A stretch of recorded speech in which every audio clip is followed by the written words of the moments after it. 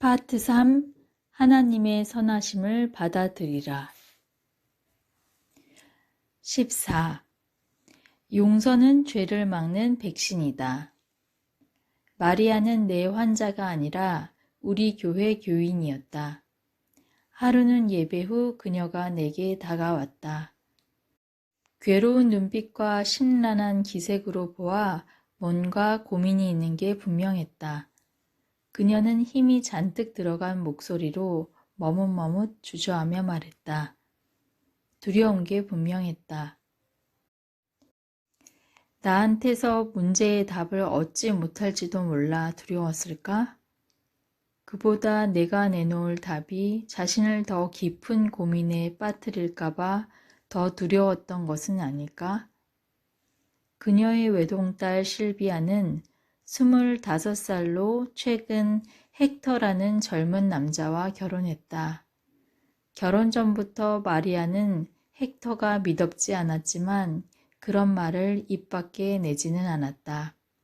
어차피 딸이 그 남자와 결혼할 거라면 자기도 최대한 둘을 응원하리라 마음먹었다. 결혼한 지 8개월이 지났다. 마리아는 그동안 알게 된 상황 때문에 이제는 그들을 응원할 수 없게 되었다. 헥터가 실비아에게 처음 손찌검을 한 것은 신혼여행에서 돌아온 지 겨우 2주 만이었다. 처음에는 실비아도 상처를 숨기고 고통을 비밀로 했다. 남편도 그럴 뜻은 없었어. 피곤해서 그랬을 거야. 내가 기분 나쁘게 했잖아. 남편은 분명히 나를 사랑해. 이런 식으로 머릿속에서 합리화하곤 했다. 하지만 시간이 흐를수록 구타가 잦아지고 심해져 젊은 신부는 진실을 감출 수 없었다. 게다가 2달 전 그녀의 어머니도 그 사실을 알게 되었다. 그 뒤로 실비아는 거의 매주 친정집에 왔고 그때마다 새로 맞은 자국이 생겨나 있었다. 당연히 마리아는 경로했다. 헥터에게 지적했으나 그는 남의 일이라는 듯 무관심했다. 오히려 가학적 쾌감이 담긴 눈빛으로 마리아를 보았다. 마리아가 매맞는 딸 때문에 괴로워하며 헥터에게 애원할수록 그는 그것을 더 즐기는 듯 보였다. 그녀는 그를 증오하고 멸시했다. 속에서 분노가 화산처럼 끓어올랐다. 마리아는 평안을 잃었다. 헥터에게 맞고 사는 딸 생각을 떨칠 수 없었다. 딸에게 남편을 떠나라고 권했으나 실비아는 결혼의 신성함과 혼인서약을 들고 나왔다. 실비아는 계속 남편을 두둔하며 끝없이 구타를 당했다. 마리아의 분노는 갈수록 깊어졌다. 그녀는 딸의 멍든 모습을 머릿속에서 지울 수 없어 밤잠을 이루지 못했다. 꿈만 꾸었다 하면 사위를 늘씬 두들겨 패곤 했다. 죄는 교활하다. 죄가 마음속에서 자라기 시작해도 우리는 여간해서 그것을 알아차리지 못한다. 치명적 바이러스가 처음에 한 사람에게 침입해 다른 사람에게 퍼지듯이 우리는 무심코 죄를 다른 사람들에게 퍼뜨린다. 가시돋친 말, 잔인한 웃음, 복수의 일격, 냉담한 태도 따위를 남들한테 전염시킨다. 상처받고 무시당할 때마다 그것을 치유하지 않고 속에 꽁하니 품고 있으면 그 악의 씨앗이 골마서 더 많은 상처를 싹 틔우고 더 많은 고통과 고생을 퍼뜨린다. 마리아의 마음은 병들었으나 본인은 거의 그것을 모르고 있었다. 교회는 마리아가 늘 평안과 위로를 얻던 유일한 곳이었으나 이제 교회마저 그녀에게 무의미해졌다. 하나님의 사랑과 예수님의 희생에 대한 이야기를 들어도 마음이 원한과 원망과 분노로 불타올랐다. 그녀는 정의를 원했고 하나님이 하늘에서 불을 내려 헥터를 멸하시기를 원했고 헥터가 톡톡히 대가를 치르기를 원했다. 용서하라는 성경 말씀을 알았지만 그녀가 원한 것은 용서가 아니라 복수였다. 마리아의 되뇌 변형계는 자극된 상태였고 전전두피질은 훼손되었다. 그래서 그녀의 사고 속에 사랑이 흐르지 않았다. 대신 그녀는 자꾸 복수할 생각만 했고 그럴수록 분노가 더 치밀어 올랐다. 마음속에 증오와 분노와 원한이 있음을 인정하면서도 그녀는 그것을 정의의 욕구로 받아들였다.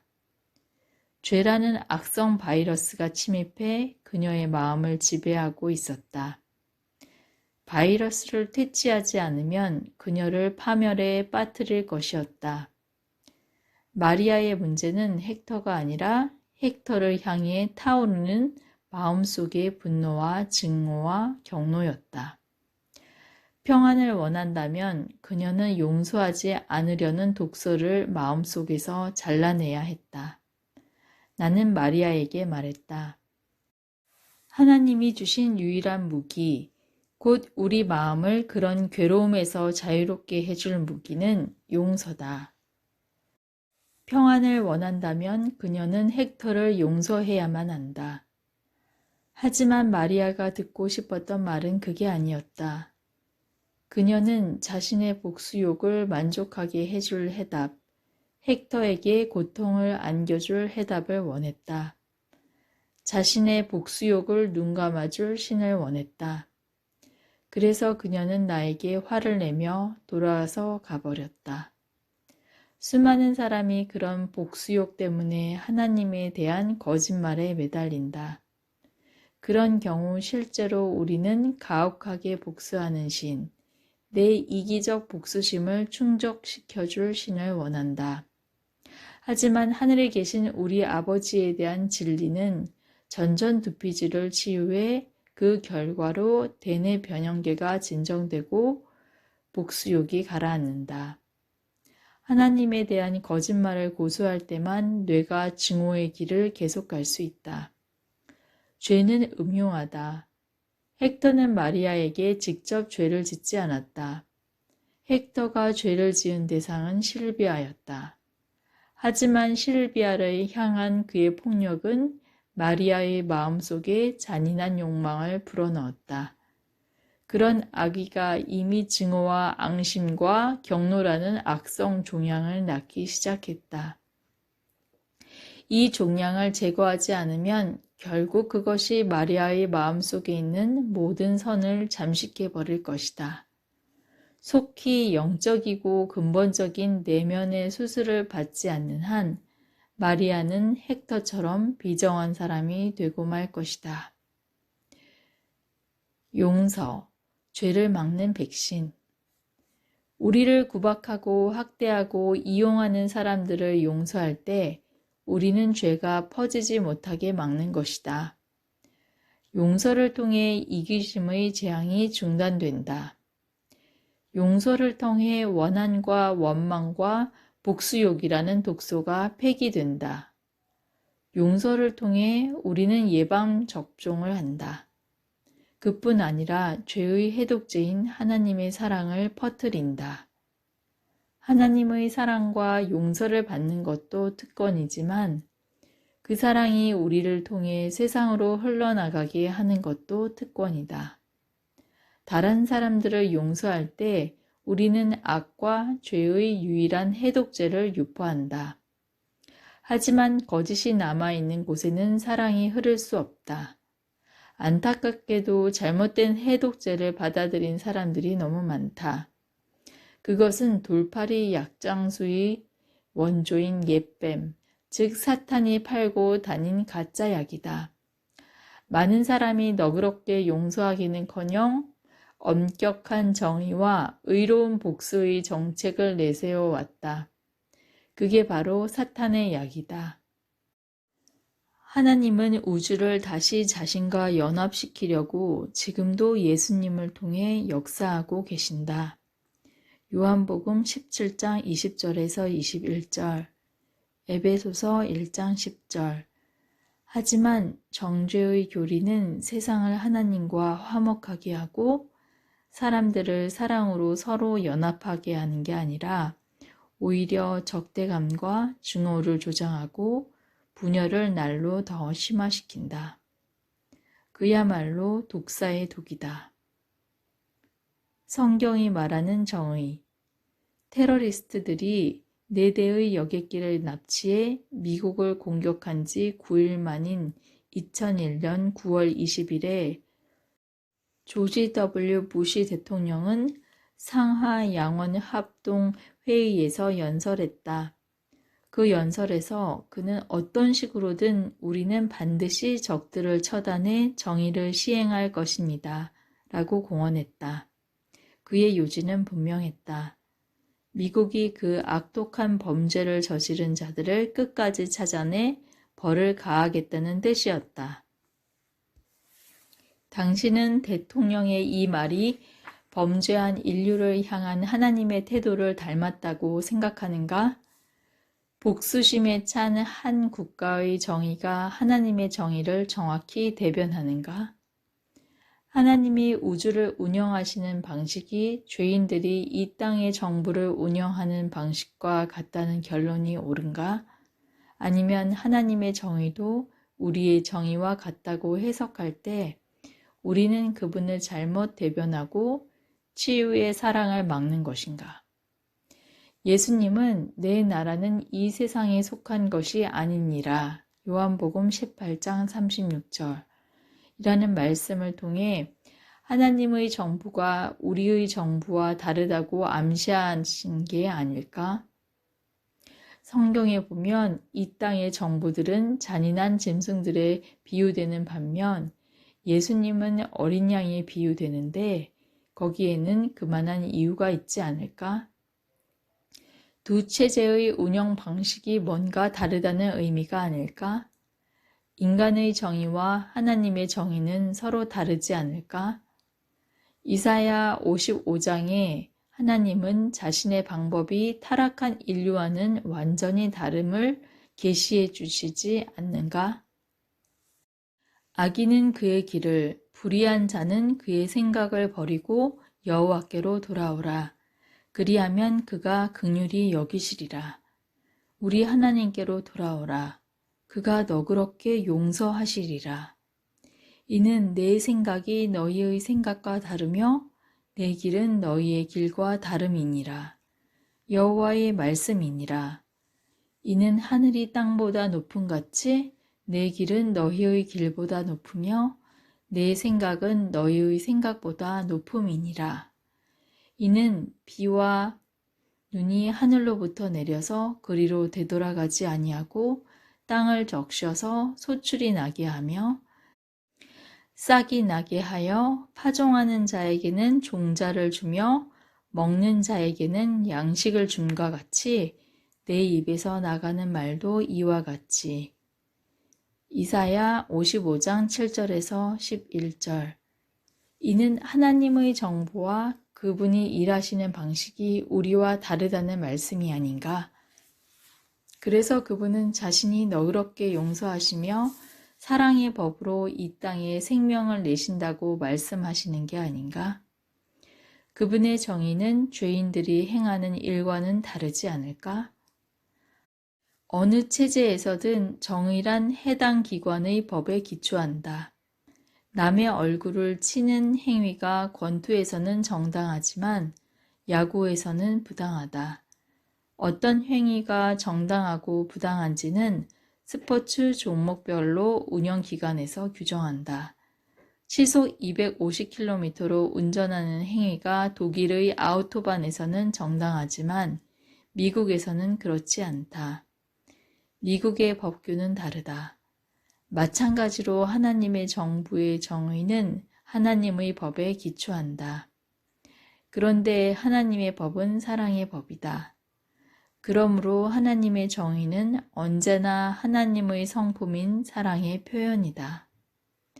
가난한 자와 고아를 위하여 판단하며 곤란한 자와 빈궁한 자에게 공의를 베풀지며 시편 82편 3절. 너희는 스스로 씻으며 스스로 깨끗하게 하여 내 목전에서 너희 악한 행실을 버리며 행악을 그치고 선행을 배우며 정의를 구하며 학대받는 자를 도와주며 고아를 위하여 신원하며 과부를 위하여 변호하라.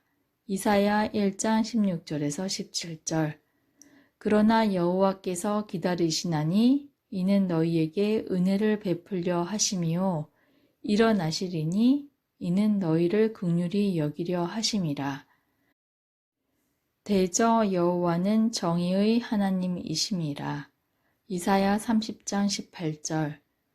여호와께서 이와 같이 말씀하시니라. 다윗의 집이여 너는 아침마다 정의롭게 판결하여 탈취당한 자를 압박자의 손에서 건지라. 예레미야 21장 12절. 우리가 어쩌다 잊어버린 놀라운 진리가 있다. 성경이 말하는 정의는 가해자를 벌하는 게 아니라 피해자를 구하는 것이다. 복수할 목적으로 벌을 가하는 것을 정의로 본다면 그것은 인간의 개념이다. 이런 실정법 개념을 받아들이면 우리의 신학도 거기에 영향을 입는다. 그러나 가르치고 치유하고 회복시킬 목적으로 훈육을 가하는 것이 사랑의 표현이며 하나님의 방법과 원리에 어긋나지 않는다. 하나님의 법은 삶의 기초 원리이므로 하나님의 법을 어기는 일은 영원한 삶과 양립할 수 없다. 우리는 어차피 불치병을 안고 태어났으므로 굳이 처벌이 필요 없다. 하지만 영원한 파멸이 닥치기 전에 우리를 구원하시려는 그분의 사랑의 훈육은 종종 필요하다. 건강의 법을 위반하는 사람을 굳이 처벌할 필요는 없다. 위반 자체에 벌이 따라온다. 그런데 술, 담배를 하다 들켰을 때 부모의 사랑의 훈육을 받고 그 덕을 본 사춘기 아이들은 많다. 사랑의 정의가 요구하는 것은 치유와 구조와 회복이다. 문제는 우리가 정의를 볼 때 어떤 법을 통해서 보느냐 하는 것이다. 언젠가 나는 매주 진행되는 성경 공부 강좌에서 이런 내용을 제시한 후에 한 온라인 청취자한테서 다음과 같은 이메일을 받았다. 지난 2009년에 2주 동안 박사님의 수업을 들었습니다. 기억하실는지 모르지만 저는 과거에 15년 동안 기독교 목사였고 지금은 법대에 다니고 있습니다. 이번 주에 개요를 받았는데 거기에 박사님의 이런 말이 있더군요. 하나님이 법을 강행하신다고 받아들이면 하나님의 법에 불순종할 때 경험하는 결과도 그분의 처벌이라는 결론이 불가피하다. 즉 하나님의 진노는 그분이 죄를 벌하시려고 가하시는 것이 된다.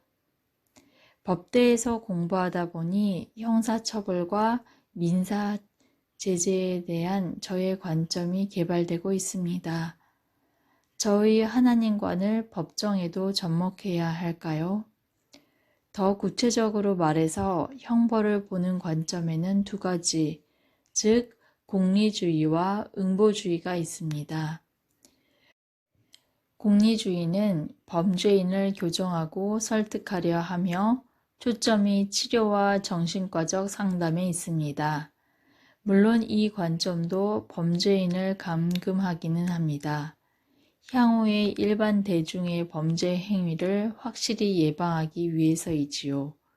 결국 공리주의는 용납되지 않는 행위가 무엇인지 죄수에게 가르쳐 줍니다. 응보주의는 규정을 제멋대로 어긴 범죄인을 처벌하려 합니다. 복수욕을 충족시켜주는 관점이지요. 응보주의의 형벌은 사회의 도덕적 균형을 이루기 위한 수단이며 재소자는 사회에 진 자신의 빚을 갚습니다. 여기서 형벌은 잘못을 교정하고 죗값을 치르는 방법이 됩니다.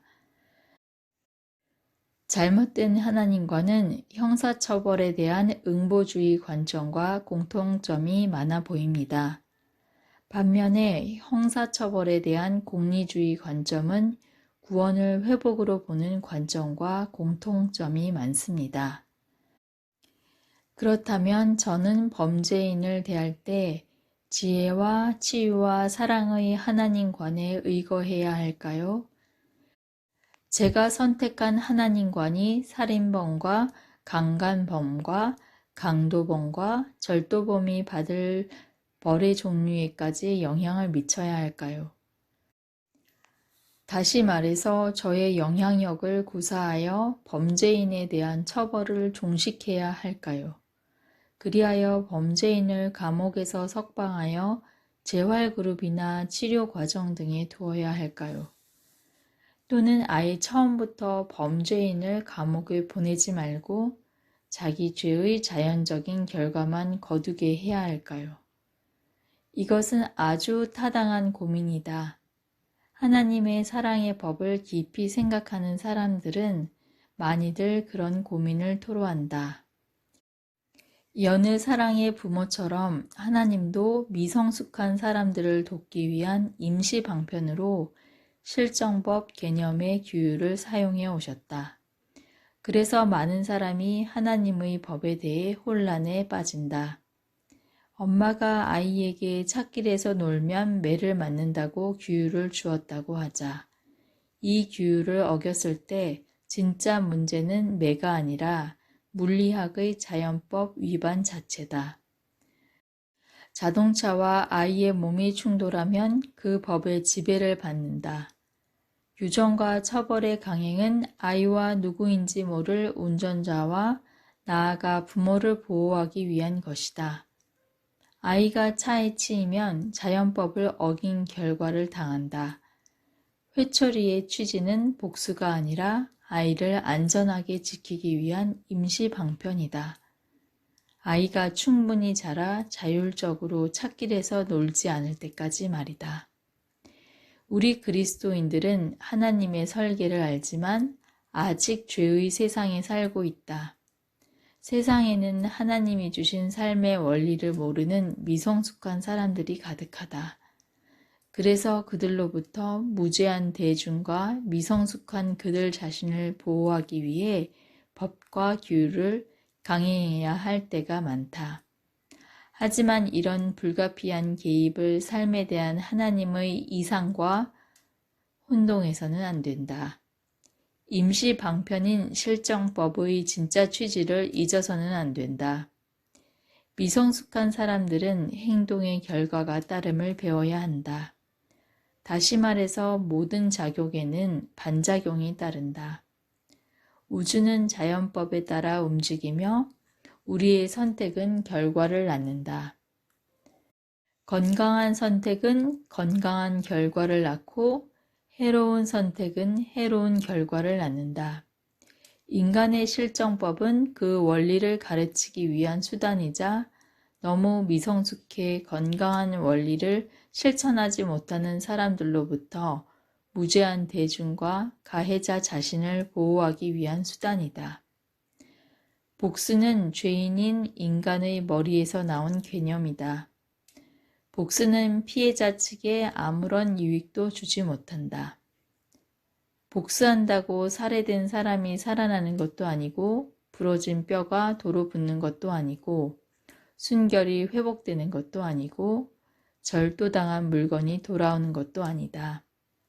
아울러 복수는 죄인 또는 가해자 측의 치유와 성장과 구원과 변화에도 전혀 도움이 안 된다. 나는 공리주의를 재활로 생각하고 싶다. 공리주의의 초점은 범죄인으로부터 사회와 범죄인 자신을 양쪽 모두를 보호하는 데 있다. 범죄인이 삶에 대한 하나님의 설계에 어긋나는 행동을 계속하면 자신도 다친다. 모든 이기적 행위는 실제로 죄인 자신을 해쳐 양심을 마비시키고 성품을 비뚤어지게 하고 마음을 완고하게 만든다.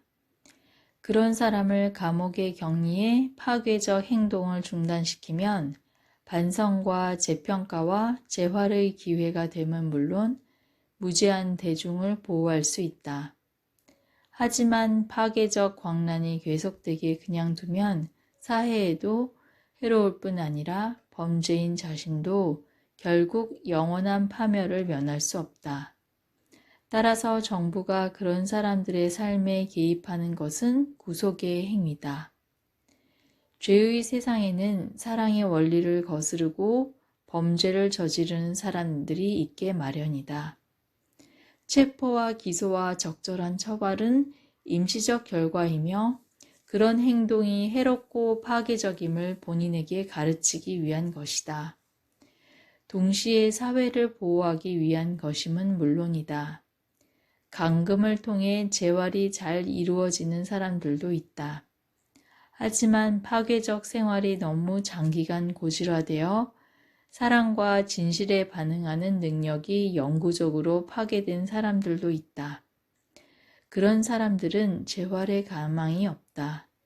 그들에게는 감금이 이 땅에 사는 동안 개인의 파괴적 행동의 범위를 제한하는 수단이 된다.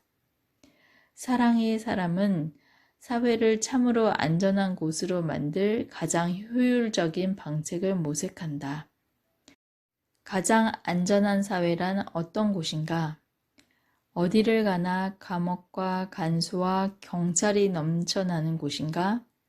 아니면 나보다 남을 더 사랑하는 사람들, 남을 해치느니 차라리 죽음을 택할 사람들이 넘쳐나는 곳인가? 물론 우리가 사는 세상의 감금은 서글픈 비련이다. 하지만 우리는 사람들을 재활시켜 실제로 타인의 권리를 존중하는 성숙한 개인이 되게 할 수 있다. 그렇게 하는 정도만큼 우리는 복수로는 어림도 없을 만큼 사회에 큰 선을 행하는 것이다. 감금하더라도 범죄인을 사랑하는 마음으로 하자.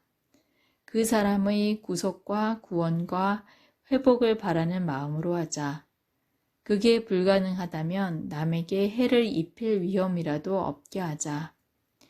예수님은 그분을 따르는 사람들을 칭찬하실 때 줄인 자들에게 음식을 준 일만 아니라 옥에 갇힌 자들을 찾아간 일도 칭찬하신다. 마태복음 25장 36절. 이는 힘써 범죄인을 구속과 구원과 재활로 이끌어주라는 그분의 당부가 아닐까? 이것이 하나님의 정의다. 그분이 행하시는 정의로운 일이란 자신의 자녀들에게 치유와 변화와 구원을 가져다 주시는 것이다. 하나님이 행하시는 정의, 즉 옳은 일이란 그분의 설계에 어긋나게 사는 사람들을 바로잡아 주시는 것이다. 그들의 마음을 새롭게 해주시고 원수들과 자기와 화목하게 하여 친구로 삼아주시는 것이다. 그런즉 누구든지 그리스도 안에 있으면 새로운 피조물이라. 이전 것은 지나갔으니 보라 새 것이 되었도다. 모든 것이 하나님께로 났으며 그가 그리스도로 말미암아 우리를 자기와 화목하게 하시고 또 우리에게 화목하게 하는 직분을 주셨으니 곧 하나님께서 그리스도 안에 계시사 세상을 자기와 화목하게 하시며 그들의 죄를 그들에게 돌리지 아니하시고 화목하게 하는 말씀을 우리에게 부탁하셨느니라. 그러므로 우리가 그리스도를 대신하여 사신이 되어 하나님이 우리를 통하여 너희를 권면하시는 것 같이 그리스도를 대신하여 간청하노니 너희는 하나님과 화목하라. 고린도후서 5장 17절에서 20절. 하나님의 법은 자연법이며 우리의 삶은 그 법대로 돌아가게 되어 있다. 이 법을 어기면 자동으로 죽음이 따른다. 그것을 면하려면 설계자이신 하나님이 개입하여 치유하고 회복시켜 주셔야만 한다.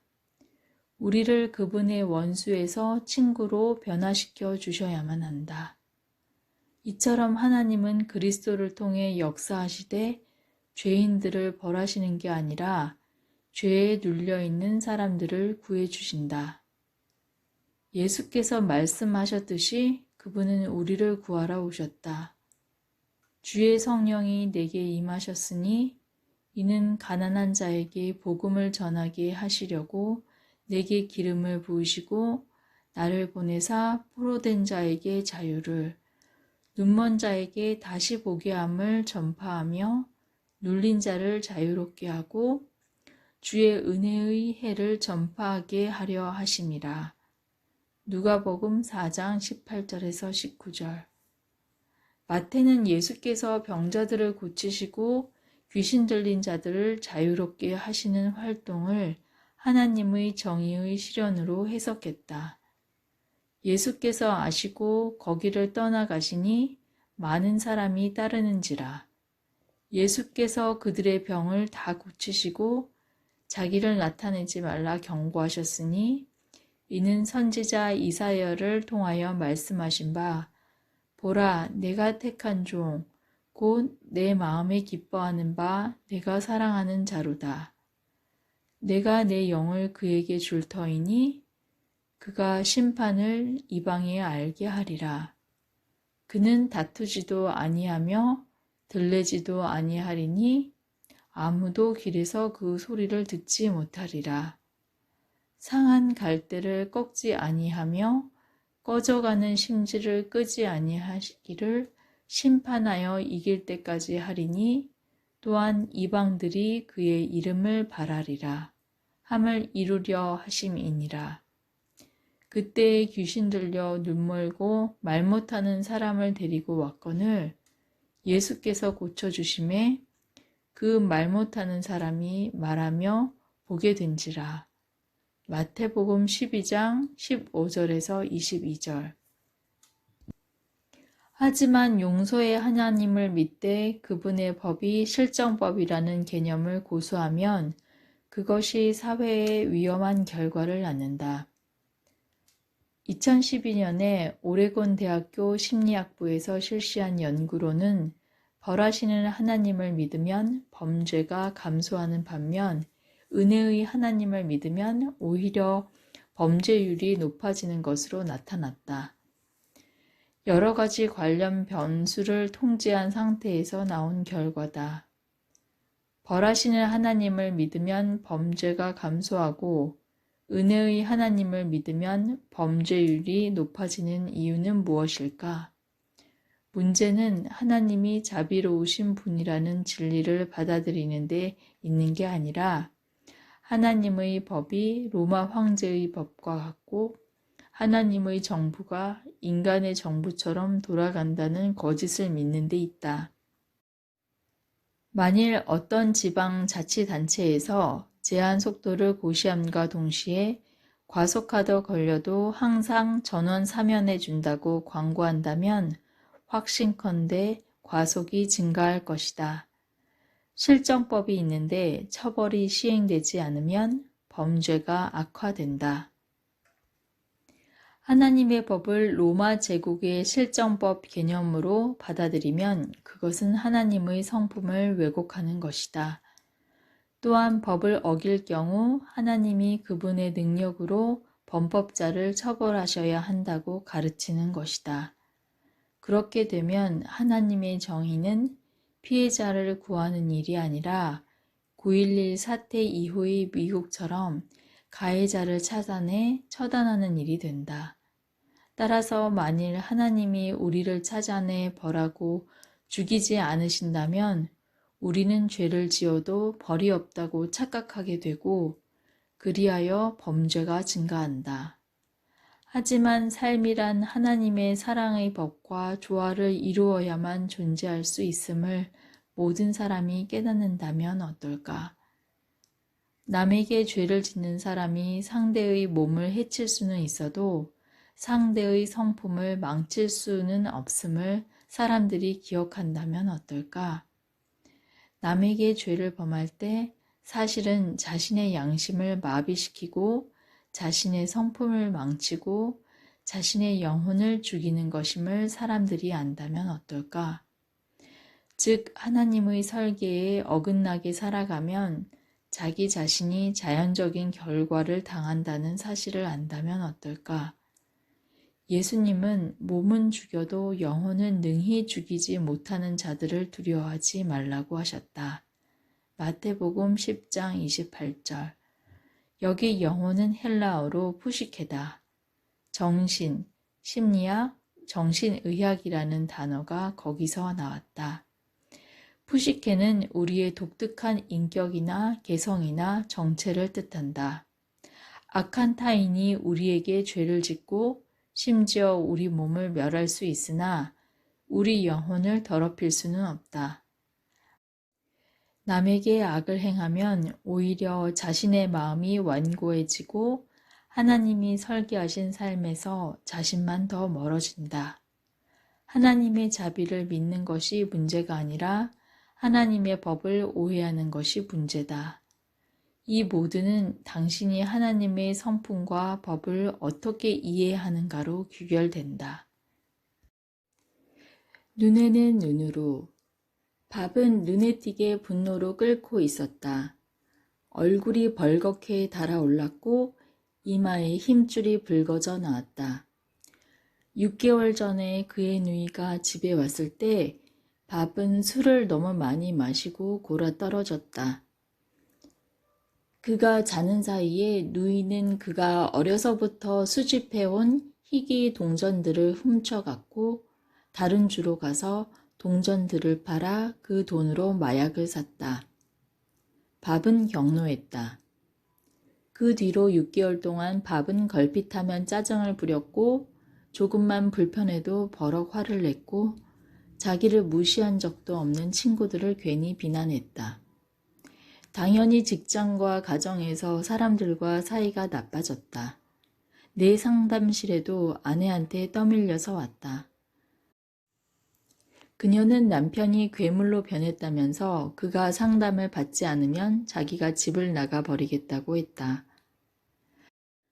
밥은 자기 누이를 용서하기는커녕 응분의 대가와 죗값을 치르게 하고 싶었다. 화풀이를 단단히 하고 싶었다. 밥은 정의를 원했다. 정의가 시행되기 전에는 결코 용서할 마음이 없었다. 사실 밥은 거짓말을 받아들인 상태였다. 그것은 왜곡된 하나님관이었고 죄를 고칠 수도 없는 가짜 치료제였다. 그는 대뇌 변형계가 강화되고 전전두피질이 약화되어 있어 친절과 이해와 긍휼과 인내와 온유를 베풀 능력이 떨어졌다. 뇌가 그렇게 비틀거리고 있으니 어디를 가나 모든 관계가 틀어졌다. 진리를 받아들이고 적용하기 전에는 밥은 건강해질 수 없었다. 거짓이 남아있는 곳에는 사랑이 흐를 수 없기 때문이다. 안타깝게도 우리 중에도 하나님에 대한 거짓에 워낙 찌들어 있어 그분의 사랑의 손길을 보지 못하는 사람들이 많다. 우리는 하나님을 엄격한 정의의 존재로 믿는다. 즉 그분은 형벌을 가해야만 정의로워지시고 우리 쪽에서 위무에 드려야만 자비를 베푸시는 존재다. 그러다 보니 우리는 그분이 사랑으로 베푸시는 치료적 징계를 알아보지 못한다. 오히려 밥처럼 우리도 사랑의 훈육을 복수의 행위로 볼 때가 너무 많다. 사람을 쳐 죽인 자는 반드시 죽일 것이요 짐승을 쳐 죽인 자는 짐승으로 짐승을 갚을 것이며 사람이 만일 그의 이웃에게 상해를 입혔으면 그가 행한 대로 그에게 행할 것이니 상처에는 상처로 눈에는 눈으로 이에는 이로 갚을지라. 남에게 상해를 입힌 그대로 그에게 그렇게 할 것이며 레위기 24장 17절에서 20절. 나도 밥처럼 생각하던 때가 있었다. 나에게 무엇이든 나쁜 짓을 한 사람에게는 그만한 대가를 치르게 하고 싶었다. 나는 또한 잔인한 언행을 위의 말씀으로 정당화하면서 이런 방식의 장점을 내세웠다. 하지만 간디의 말이 옳았다. 눈에는 눈으로 한다면 세상 사람들이 다 맹인이 될 것이다. 예수님의 눈을 통해 보면서부터 비로소 이 말씀이 내게 다르게 보였다. 이런 의문이 들었다. 하나님이 이렇게 명하신 대상이 아무 범죄에 대해서나 무조건 가해자를 죽이는 사람들이었다면 어떨까? 아주 사소한 죄까지도 죽음으로 응징하는 사람들이었다면 어떨까? 결국 자신들의 왕이신 죄 없는 그분마저 죽일 사람들이었다면 어떨까? 만일 그렇다면 하나님은 지금 가혹한 지시를 하신 것인가? 아니면 잔인한 백성을 자비와 은혜와 용서 쪽으로 은혜롭게 이끄신 것인가? 기도하며 신중하게 공부한 결과 나는 하나님의 이 말씀이 후자에 해당함을 깨달았다. 안타깝게도 하나님은 오늘도 그분에 대한 이런 왜곡들로부터 우리를 자유롭게 하려고 애쓰고 계신다. 이라크의 목동. 2006년 8월 7일에 존 핸드런 기자는 이라크의 교전 지역에서 전국 공영 라디오에 기사를 송고했다. 핸드런 씨는 전쟁으로 파괴된 그 나라의 민간인 사상자의 수가 많은 원인을 조사했다. 그에 따르면 아직 12살밖에 되지 않은 어느 목동이 놀다가 돌을 던졌는데 그 돌이 우연히 어떤 농부의 소에 맞아 소가 한쪽 눈이 멀었다. 농부는 그 아이를 총으로 쏘아 죽였다. 레위기에 나오는 하나님의 지시는 바로 그 농부 같은 사람들에게 주신 것이다. 그들은 마음이 너무 비정해 전적인 용서를 생각조차 할 수 없고 너무 자기중심적이어서 남을 너그러이 봐줄 수 없으며 너무 이기적이어서 하나님이 우리를 사랑하시듯 남을 사랑할 수 없다. 1500년 후에 예수님은 레위기 24장 말씀의 참뜻을 확인해 주셨다. 다른 사람들을 사랑해야만 악이 사라지고 다른 사람들을 용서해야만 하나님 나라가 진척된다. 또 눈은 눈으로 이는 이로 갚으라 하였다는 것을 너희가 들었으나 나는 너희에게 이르노니 악한 자를 대적하지 말라. 누구든지 내 오른뺨을 치거든 왼편도 돌려대며 또 너를 고발하여 속옷을 가지고자 하는 자에게 겉옷까지도 가지게 하며 또 누구든지 너로 억지로 오리를 가게 하거든 그 사람과 심리를 동행하고 내게 구하는 자에게 주며 내게 꾸고자 하는 자에게 거절하지 말라. 또 내 이웃을 사랑하고 내 원수를 미워하라 하였다는 것을 너희가 들었으나 나는 너희에게 이르노니 너희 원수를 사랑하며 너희를 박해하는 자를 위하여 기도하라. 이같이 한즉 하늘에 계신 너희 아버지의 아들이 되리니. 마태복음 5장 38절에서 45절. 다른 사람들을 용서할 때 우리는 죄의 확장을 막을 뿐 아니라 자신도 죄의 세력과 지배로부터 자유롭게 된다. 다른 사람들을 용서하면 전전두피질이 강해지고 대뇌 변연계가 가라앉아 우리는 하나님의 치유하시는 사랑의 통로가 된다. 당신 별로 마음에 안 듭니다. 2008년 3월에 나는 플로리다주 웨스트 팜비치로 출장을 갔다가 로버트를 만났다.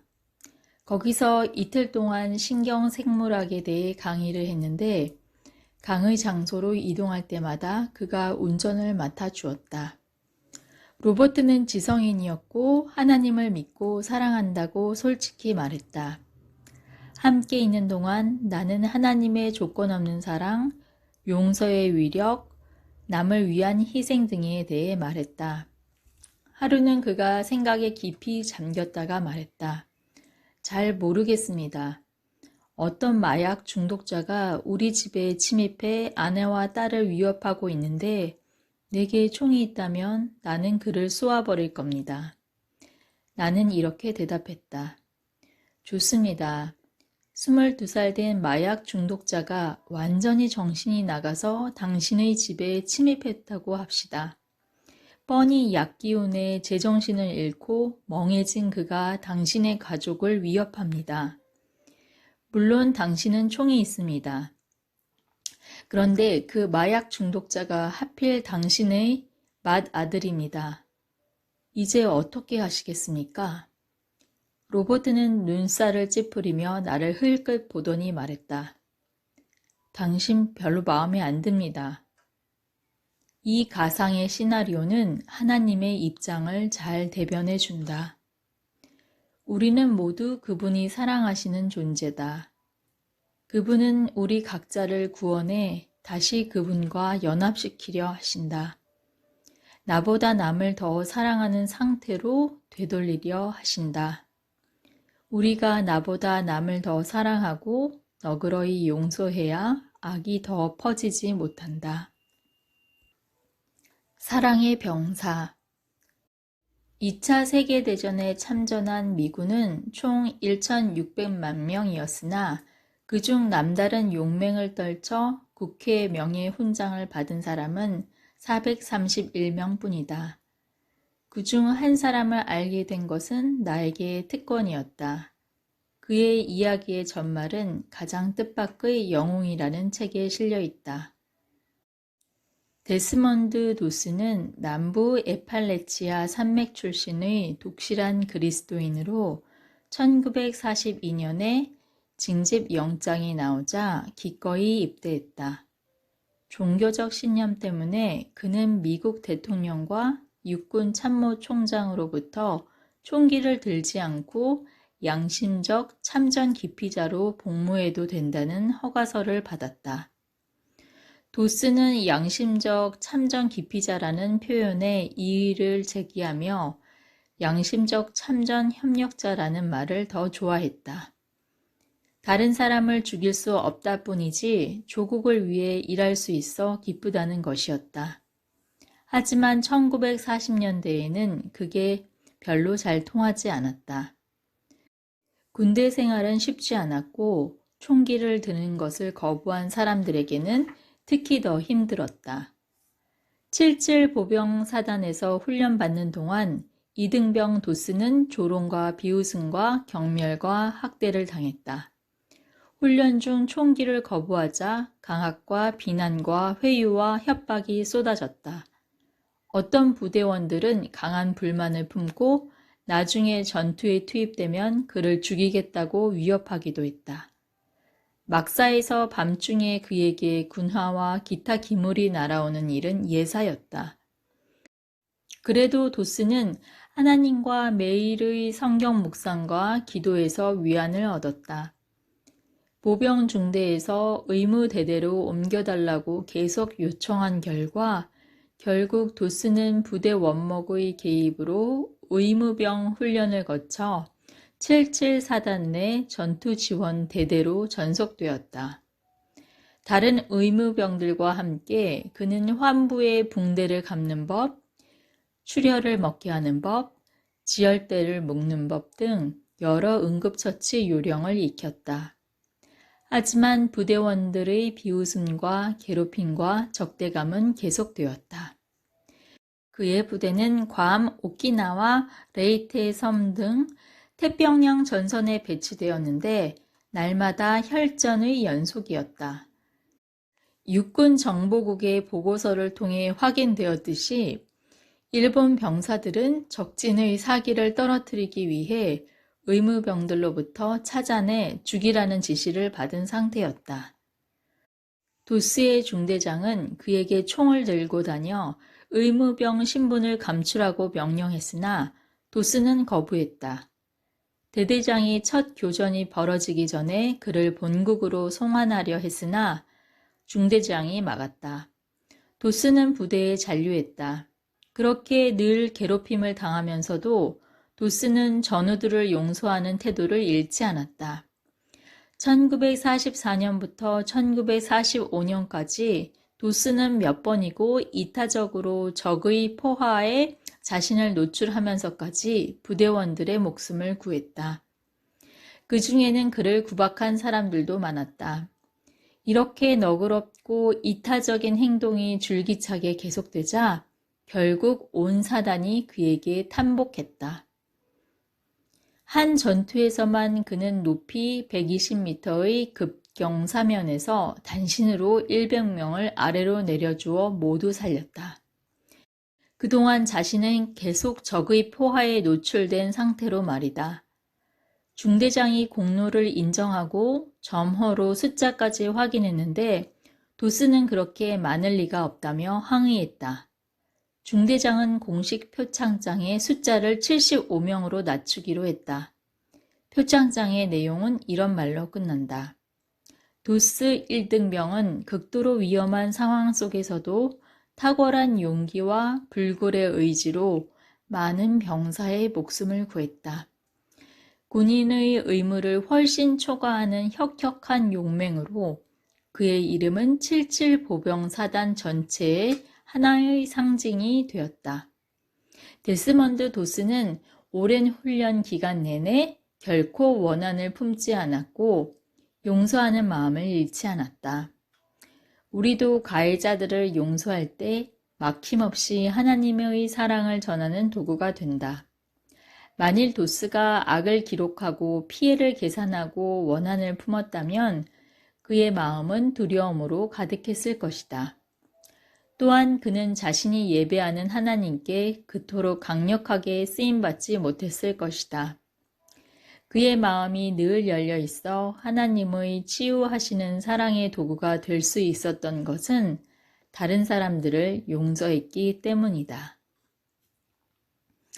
오늘 당신의 삶에 적용하라.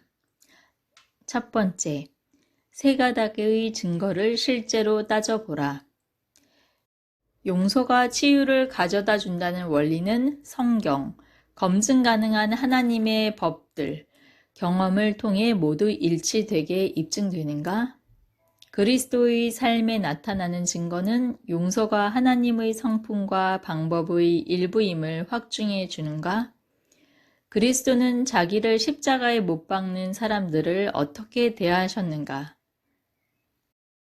두 번째, 당신 자신의 경험을 돌아보라. 우선 당신 쪽에서 잘못한 경우 상대가 용서를 베풀었던 때와 용서하지 않고 당신에게 원망과 원한을 품었던 때를 각각 떠올려 보라. 각 경험은 당신과 상대에게 어떤 영향을 미쳤는가? 세 번째, 이번에는 당신이 피해를 당한 경우 상대를 금방 쉽게 용서했던 예와 한참 원한을 품고 있다가 용서했던 예를 각각 떠올려 보라. 너그러이 용서했을 때와 원한을 품었을 때의 경험이 서로 달랐는가? 어떻게 달랐는가?